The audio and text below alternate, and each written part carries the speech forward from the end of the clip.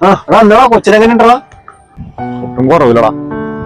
ഓരോ ദിവസം ചെല്ലുന്തോറും എന്റെ കൊച്ചിന്റെ അവസ്ഥ വളരെ മോശമായിക്കൊണ്ടിരിക്കുന്നത്. 2 ആഴ്ചയായി ഹോസ്പിറ്റലും കാര്യങ്ങളൊക്കെ നടക്കാൻ തുടങ്ങി. ഇപ്പൊ തന്നെ 2 ലക്ഷം രൂപയോളം ചെലവായി. നീ വിഷമിക്കണ്ട, ഞങ്ങൾക്കൊരു വഴി ഉണ്ടാക്കാം. എന്റെ പരിചയത്തിലൊരു മാസ്റ്റർ ഉണ്ട്. ദൈവത്തിന്റെ കൃപകളും അനുഗ്രഹങ്ങളും കിട്ടിയ ആളാണ്. നമുക്ക് കണ്ടാലോ?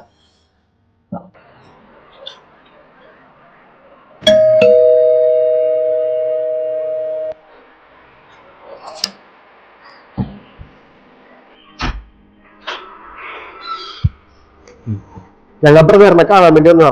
വരൂ, പറഞ്ഞോളൂ, എന്താ കാര്യം? ബ്രദറെ, ഇവന്റെ കൊച്ച് ഹോസ്പിറ്റലാണ്. ഒട്ടും കുറവില്ല. വരുംതോറും അവസ്ഥ ഭയങ്കര മോശമായിക്കൊണ്ടിരിക്കുന്നുണ്ട്. ഇപ്പൊ തന്നെ ഇവന്റെ കയ്യിൽ 2 ലക്ഷം രൂപ ചെലവായിട്ടുണ്ട്. എങ്ങനെയെങ്കിലും എന്റെ കുഞ്ഞിനെ രക്ഷിക്കണം ബ്രദറെ. എനിക്ക് എന്റെ ഭാര്യക്ക് ആ കുഞ്ഞിനല്ലാതെ വേറെ ആരുമില്ല. എന്റെ കുഞ്ഞിനെ രക്ഷിക്കണം ബ്രദറെ.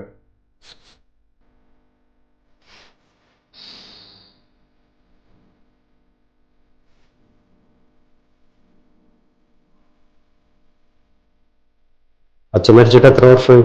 17 വർഷം. അമ്മ? വൃദ്ധസദനത്തിൽ അല്ലേ?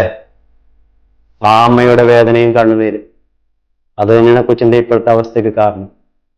12 വർഷത്തിന് ശേഷമാണ് ഒരു കുട്ടി ഉണ്ടാവുന്നത് അല്ലേ? ഒരുപാട് പള്ളികളിലും അമ്പലങ്ങളിലും പോയി നേർച്ചകൾ വഴിപാട് നടത്തി, എന്നിട്ട് ഫലം ഉണ്ടായില്ലല്ലേ? അവസാനം ആ പ്രാർത്ഥന ദൈവം കേട്ടു. പക്ഷെ നിങ്ങളുടെ പ്രാർത്ഥനയല്ല, ആ അമ്മയുടെ പ്രാർത്ഥനയായി കേട്ടത്. ആ അമ്മയുടെ മനസ്സിൽ സ്നേഹവും നന്മയും സത്യവും മാത്രമേ ഉള്ളൂ. പക്ഷെ ആ അമ്മ നിങ്ങളൊരിക്കലും ശപിച്ചിട്ടില്ല. തെറ്റുപറ്റിപ്പോയി ബ്രദറെ, തെറ്റുപറ്റിപ്പോയി. ഇനി ഞാൻ എന്താ ചെയ്യേണ്ടത്? നിങ്ങൾ നിങ്ങളുടെ ഭാര്യനെയും കൂട്ടി ആ അമ്മയുടെ കാര്യത്തിൽ നിന്ന് മാപ്പ് ചോദിക്കും. അതാണ് വേണ്ടത്. അതിനുശേഷം ആ അമ്മയെ വീട്ടിലേക്ക് കൂട്ടിക്കൊണ്ടുപോകും. കൊണ്ടുപോകുമ്പോൾ മനസ്സിൽ ദേഷ്യവും വഴക്കും വെച്ചല്ല കൊണ്ടുപോകേണ്ടത്.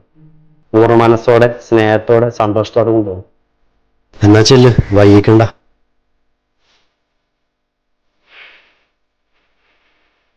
ഒരു കാര്യം കൂടി, കൊച്ചിന്റെ രോഗം പൂർണ്ണമായിട്ടും മാറിയതിനു ശേഷം രണ്ടുപേരുടെ സ്വഭാവം മാറാൻ നിൽക്കരുത്. അങ്ങനെ മാറിക്കഴിഞ്ഞാൽ കൊച്ചിനെ നിങ്ങൾക്ക് പിന്നെ കിട്ടില്ല. ഇത് ഞാൻ പറയുന്നതല്ല, ദൈവം പറയുന്നതാ. പോയിട്ട് വാ.